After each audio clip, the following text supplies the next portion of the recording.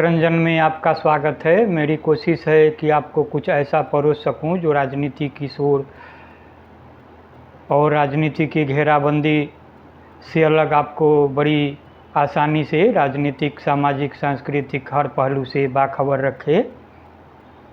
इससे पहले कि आगे बढ़ूं, आग्रह होगा कि आप इस चैनल को लाइक, सब्सक्राइब और शेयर ज़रूर करें। हाँ, देखने के बाद सुझाव भी कमेंट बॉक्स में देंगे।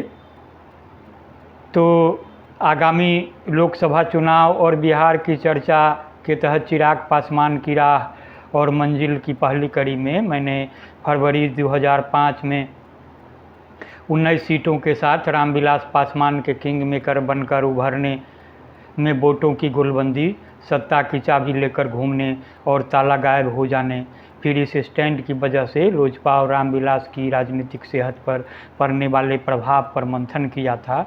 तो आज दूसरी कड़ी के साथ आगे बढ़ते हैं।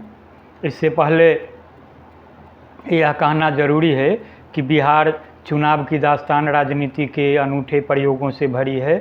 यहाँ कुछ भी संभव है। यहाँ नीतीश के साथ लालू संभव हैं, लालू के साथ पासवान संभव हैं, लालू और बीजेपी का साथ भी मुमकिन है। यहाँ किसी के लिए रेड कारपेट बिछाया जाता है तो कुर्सी तक पहुँच चुके किसी के लिए लंगड़ी भी लगाई जाती है। फरवरी 2005 में ऐसी स्थिति में बिहार में विधान सभा चुनाव हुए जब इंडिया शाइनिंग के नारे का नुकसान उठाकर अटल बिहारी वाजपेयी दिल्ली की सत्ता से बेदखल हो चुके थे। केंद्र में यूपीए की सरकार थी, लालू देश के रक्षा मंत्री थे। इसी सरकार में रामविलास पासवान उर्वरक मंत्री थे। इस चुनाव को लेकर पासवान महत्वाकांक्षी थे।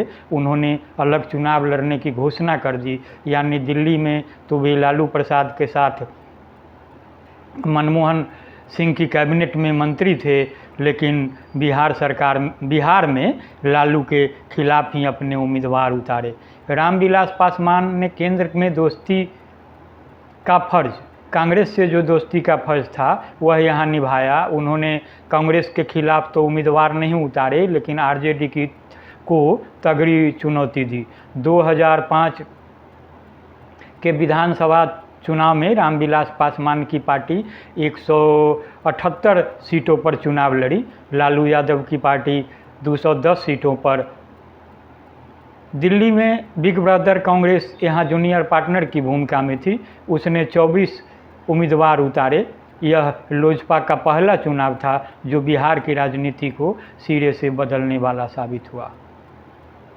तो इस चुनाव का परिणाम 27 फरवरी 2005 को आया था। चुनाव परिणाम ने चौंका दिया था। 15 साल से बिहार की सत्ता की धूरी रहा राजद बिहार की सत्ता से बाहर हो गया। 2015 और फिर आज की तारीख में सत्ता में है तो नीतीश कुमार के साथ। राजद को 2005 के फरवरी वाले चुनाव में 75 सीटें हासिल हुई थी। 84 सीटों पर लड़ने वाली कांग्रेस 10 सीटें जीती और लालू को चुनौती देने वाले पासवान 29 सीट जीतकर किंग मेकर बने थे। भाजपा को 37 और नीतीश कुमार की पार्टी जेडीयू को 15 सीटें मिली थी। यह स्पष्ट रूप से एक खंडित जनादेश था। हाँ, अगर रामविलास पासवान लालू प्रसाद के राजद को समर्थन देते तो राजद वाम, कांग्रेस और निर्दलीय के साथ मिलकर सरकार बना सकता था, लेकिन पासवान ऐसा नहीं चाहते थे। तो आगे बढ़ते हैं। नतीजों पर मंथन के बाद बिहार में सरकार बनाने की एक ऐसी कोशिश हुई जो कभी परवान नहीं चढ़ सकी।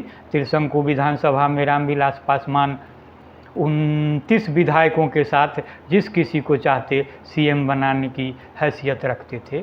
जब उनके पास राजद को समर्थन देने का प्रस्ताव लाया गया तो उन्होंने ऐसी शर्त रखी जिसने लालू के सामाजिक न्याय बनाम पारिवारिक मोह की परीक्षा ले ली।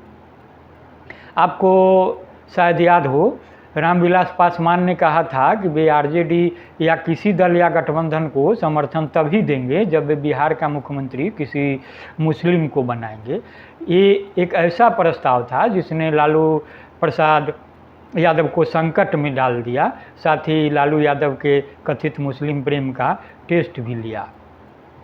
अगर लालू इस प्रस्ताव को खारिज करते तो लालू मुस्लिमों का मसीहा होने की पोल खुल जाती, और अगर वे इस प्रस्ताव को स्वीकार कर लेते तो बिहार के सीएम की कुर्सी उनके परिवार के हाथ से चली जाती, जिस पर उनकी पत्नी राबड़ी देवी और वे खुद काबिज रहे। आखिरकार पासवान का प्रस्ताव धरा रह गया। इस प्रकरण में गौर करने वाली बात यह रही कि रामविलास पासवान मुस्लिम मुख्यमंत्री वाली अपनी पेशकश से लालू प्रसाद की पोल खोलने में तो सफल रहे, लेकिन इसका खामियाजा उन्हें 7 महीने बाद हुए चुनाव में भुगतना पड़ा, जब उनका काफ़ी मुस्लिम वोट नीतीश कुमार की ओर शिफ्ट हो गया। इस चुनाव में पासवान की शानदार उपलब्धि से जुड़े उन तथ्यों पर गौर फरमाएं।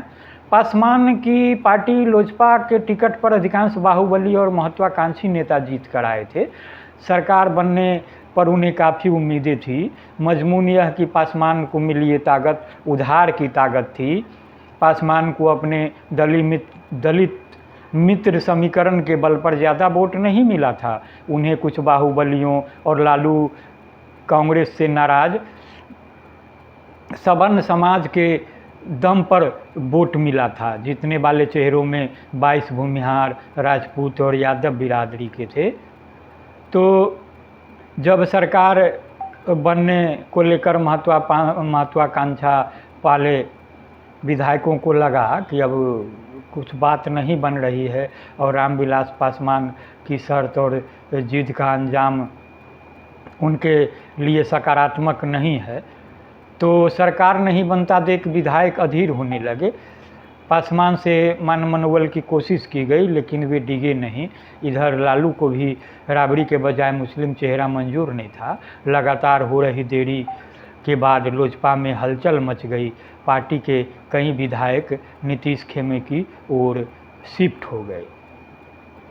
तो इसमें आप देखें कि बिहार में राजनीतिक अस्थिरता के बीच हॉर्स ट्रेडिंग की भयानक स्थिति पैदा हो गई। 10 मार्च 2005 को तत्कालीन राबड़ी सरकार का कार्यकाल खत्म हो रहा था और सरकार की सूरत बन नहीं पा रही थी। एलजेपी को लगातार पार्टी में टूट का डर सता रहा था। इसी उधेड़-बुन में राज्यपाल बूटा सिंह ने 7 मार्च 2005 को राज्य में राष्ट्रपति शासन की सिफारिश कर दी।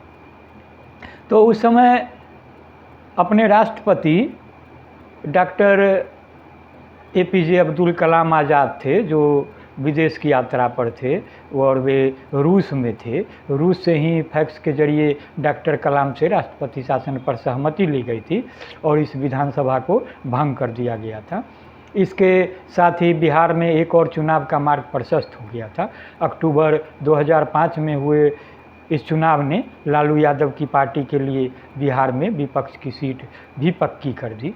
कल्पना कीजिए, फरवरी 2005 में लालू और पासवान के मिलन से बिहार में सरकार बन गई होती तो क्या होता?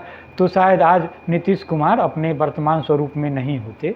फरवरी 2005 में लड़े गए पहले विधानसभा चुनाव में रामविलास पासवान ने बिहार में मुख्यमंत्री पद पर दांव लगाया था। किसी से कोई गठबंधन नहीं, भाजपा और जदयू एनडीए का हिस्सा थे और पासवान